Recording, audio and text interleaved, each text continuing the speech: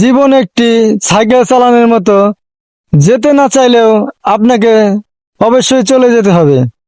জীবনের নির্দিষ্ট লক্ষ্য না থাকলে সবচেয়ে বড় সমস্যা হলো তুমি সারা জীবন ফাঁকা মাঠের ভিতরে ছুটলেও গোল দিতে পারবে না। একটা জিনিস খেয়াল করে দেখলাম, জীবনে কমসে কম এই পৃথিবীতে কিছু মানুষ আছে যাদের ভালোবাসা শুধু, যে স্বপ্ন আপনি একা দেখেন তো কল্পনা মাত্র, আর যে স্বপ্ন আপনি সবাইকে নিয়ে দেখেন তা হলো বাস্তবতা।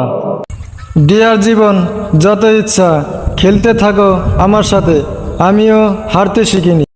রান্না করলে মরবি না, ব্যাটিং কর, এটা জীবন না, এটা খেলা।